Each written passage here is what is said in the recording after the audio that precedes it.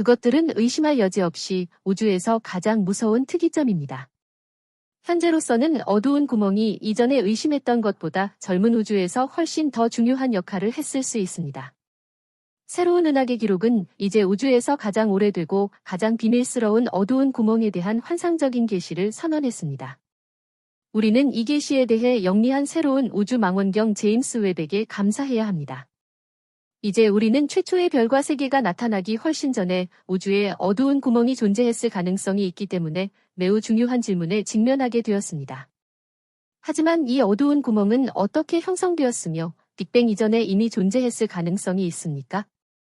어두운 구멍이 우주에 대한 모든 관련 정보를 현재 우리에게 공개하는 진정한 핵심 구성 요소일 수 있습니까? 제임스 웹은 웅장한 일출 직전에 어두운 구멍을 발견했습니다. 너무나 거대해서 모든 과학적 가설이 그것이 어떻게 만들어졌는지 이해할 수 없습니다. 이 초거대 어두운 구멍은 처음 발견된 이후로 모든 시간에 새로운 은하계 기록을 세웠습니다. 130억 년이 훨씬 넘었으므로 우주의 좋은 옛날로 거슬러 올라가는 것이 확실하며 수십억 개의 태양 질량을 포함할 정도로 거대합니다. 분석가들은 매우 오래되고 당혹스러운 우주의 중심에서 이 상상할 수 없는 계시를 발견했습니다. 어두운 구멍이 은하의 중심에서 작동한다는 현실은 똑같은 것이지만 그렇게 거대한 은하와 젊은 우주의 초거대 어두운 구멍은 실제로 존재하지 않아야 할 특이점입니다.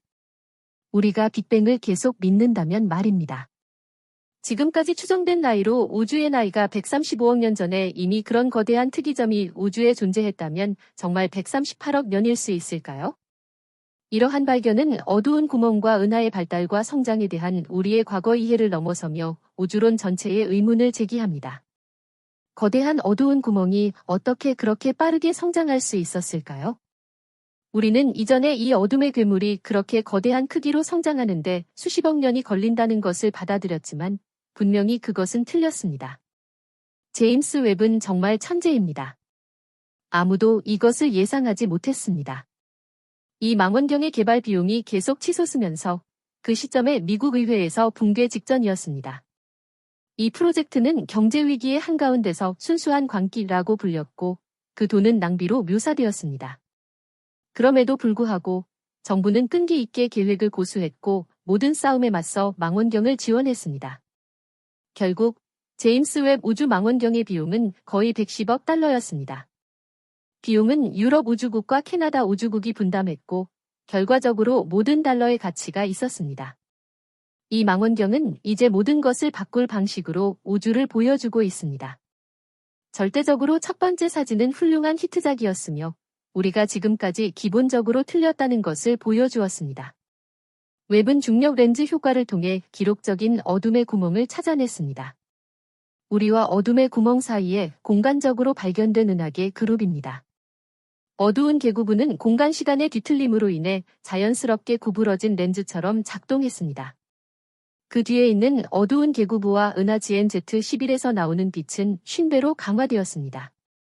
우리가 지금 이렇게 먼 곳에서 온 빛을 포착할 수 있다는 것은 완전히 놀라운 일입니다. 이 빛이 존재를 통해 130억 년 이상을 여행한 다음 2023년에 제임스 웹의 지각 거울에 부딪혔다고 상상해 보세요. 웹은 완전히 새롭고 고감도 적외선 기술 덕분에 이러한 희미한 빛 신호를 포착하여 놀라운 사진으로 변환할 수 있습니다. 웹 덕분에 이제 우주과학의 새로운 길이 열리고 있습니다. 우주에서 매우 멀리 떨어져 있고 그렇지 않으면 눈에 띄지 않는 물체가 갑자기 보이게 되었고 우리는 130억 년 또는 135억 년 전에 우주에서 실제로 무슨 일이 일어났는지 처음으로 볼 수 있습니다. 어두운 계구부는 왜 빛날까요? 제임스 웹이 실제로 보이지 않는 어두운 계구부에서 어떻게 빛을 포착할 수 있을지 생각해 보셨나요?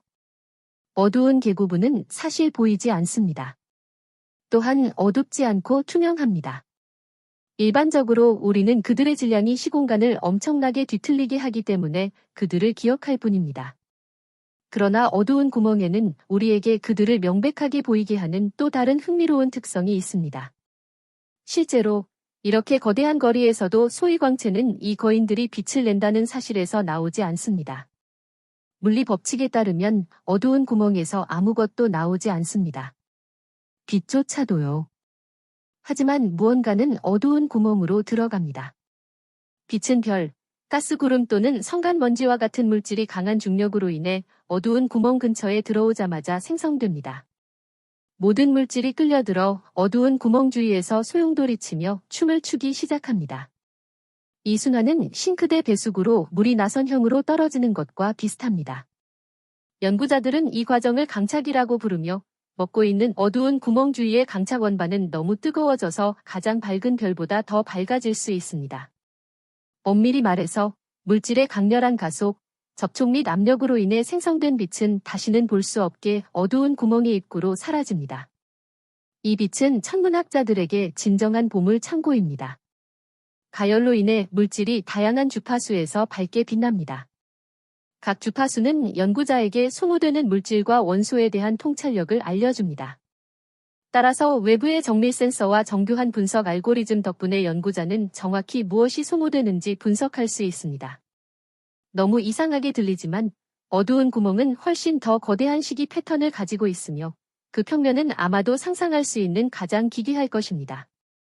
강착 원반에서 작용하는 엄청난 힘은 때때로 강력한 방사선 제트를 생성할 수 있으며 이는 은하 중심에서 주변 지역으로 엄청난 입자 폭발로 방출됩니다. 이러한 제트는 거의 빛의 속도에 도달하며 강착 원반처럼 밝게 빛날 수 있습니다. 우리는 제트가 은하 경계를 훨씬 넘어 우주로 도달하는 은하를 알고 있습니다. 연구자들은 어두운 구멍 내부에서 이를 관찰했습니다. 분명히 이제 어두운 구멍 내부에서 발생하는 일에 대한 완전히 새로운 이해가 있으며 여러분은 매우 놀랄 것입니다. 미스터리를 풀기 전에 과거의 이론을 잠깐 살펴보겠습니다. 아인슈타인의 일반 상대성 이론은 모든 측정 가능한 양이 무한대로 가는 아주 작은 지점인 어두운 구멍의 중심에 특이점이 존재한다고 예측했습니다. 따라서 우리는 특이점이 실제로 무엇인지 이해하기 어렵습니다. 흥미로운 가설은 빨려 들어간 물질의 양이 특이점에 의해 분해되고 갇힌 물질의 속성, 온도와 속도, 도 무한대로 간다는 것입니다. 양자역학이 어두운 구멍이 물질을 완전히 소멸시킬 수 없다고 제안했을 때 흥미로워졌습니다. 한때 물질을 형성했던 정보는 항상 보존되어야 합니다. 스티븐 호킹은 이 정보가 이전에는 알려지지 않았던 형태로 사건 지평선 표면에 저장되어 있으며 매우 미세한 호킹 복사에 의해 어느 정도 다시 방출될 가능성이 있음을 입증했습니다. 한 가지 확실한 것은 어두운 구멍이 먹을 때 무게가 늘어난다는 것입니다. 어쨌든 괴물무리가 내부에서 결이나 가스 안개를 처리했다고 상상하기는 어렵습니다. 데이터나 문제의 기본 그리드의 형태만 보고되는 것이 훨씬 더 논리적입니다. 어쨌든 그러면 무슨 일이 일어날까요? 과학자들은 최근에 놀라운 것을 발견했습니다. 어두운 구멍의 터무니없는 상황은 어두운 구멍 내부에 다른 우주를 생성할 수 있는 힘을 줄 수 있습니다. 이것은 우리 우주도 어두운 구멍에서 만들어졌거나 어두운 구멍을 통해 구상되었을 수 있음을 의미합니다. 이제 그 존재를 이해할 수 없는 엄청난 어두운 구멍이 우리 우주의 가장 초기 기준점에 나타납니다. 그것이 무엇을 의미하는지 상상할 수 있습니까? 이 매우 오래된 어두운 구멍이 항상 거기에 있었기 때문에 존재하거나 전체 우주가 그들에 의해 만들어졌기 때문에 존재할 수 있습니다. 이것은 우리의 우주론을 뒤에서 정리할 것이고 우리는 우주의 시작과 진정한 연관성에 대한 완전히 새로운 이야기의 시작에 있을 것입니다. 맞습니다. 무한한 수의 우주가 있습니다. 우리는 잠시 현재의 현실을 살펴봐야 합니다. 우리는 매우 오래되고 엄청나게 거대한 어두운 계구부를 가지고 있는데 오래된 우주론에 따르면 실제로는 존재하지 않아야 합니다. 게다가 제임스 웹은 거대한 어두운 계구부일 수 있는 6개의 다른 광원을 발견했습니다. 이 발견이 사실로 판명된다면 이 6개는 훨씬 오래되었을 수 있고 따라서 빅뱅에 훨씬 더 가까울 수 있습니다. 우리는 이제 어두운 계구부가 우리 우주의 배열에 관여했을 수 있다는 것을 알게 되었습니다. 여기서 유명한 영국 천체물리학자 로저 펠로즈경의 가장 활력적인 가설이 작용합니다. 전문가들 사이에서 CCC로 줄여 부르는 그의 정형순환 우주론은 우주가 시간적으로 제한되어 있지만 끊임없이 새롭게 형성되고 있다고 말합니다. 우주가 끝날 무렵 하나 또는 몇 개의 어두운 계구부가 모든 물질을 소모할 것입니다. 그런 다음 무의미한 순간이 발생하고 또 다른 우주가 탄생합니다. 따라서 우리는 하나 또는 훨씬 더 가능성이 높은 몇 개의 우주의 탄생, 생명, 부패의 시간을 초월한 사슬을 가질 것입니다. 이 시도적인 가설은 2005년경부터 우주 전문가와 우주론자들의 세계를 뒤흔들었고, 이제 제임스 웹의 발견으로 뒷받침되었습니다. 이 사진들은 CCC 가설의 첫 번째 증거일 수 있습니다. 흥미로운 질문은 로저 펠로즈가 어떻게 이 아이디어를 생각해냈는가입니다. 그의 설명에 따르면 정형 우주론의 가설은 2000년대 중반에 생겨났지만 연구자는 충분한 징후와 가능한 증거를 수집한 후에야 과학계에 이전에 자세히 설명한 생각을 제시했습니다. 펠로즈는 우주론의 많은 이상한 문제와 관찰에 대한 의식적인 반응으로 CCC 가설을 빠르게 도입했습니다.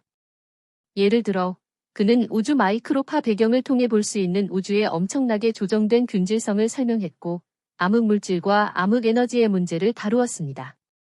펠로즈는 또한 거대한 확장이라는 생각에 반박하지 않을 수 없었고 그의 새로운 아이디어에 수치적으로 타당한 다른 모델을 도입했습니다. 그런데 펠로즈의 생각은 그 당시에도 여전히 맹렬한 반대에 부딪혔을 것이라고 상상할 수 있습니다. 지속적으로 재생산되는 우주의 가능성에 도전한 사람들은 분명히 지금 웹의 사진 앞에 우울한 표정으로 서서 이러한 것 보기에 실제적인 세계와 어두운 입구를 불가능하다고 묘사하는 연구자들이었습니다. 발견이 아직 CCC를 입증하지 못할 때 그것은 사물을 보는 더 나은 방법으로의 문을 진정으로 열고 완전히 새로운 우주론적 생각이 지지자가 됩니다. 이제 더욱 상쾌한 녹음이 나올 것입니다.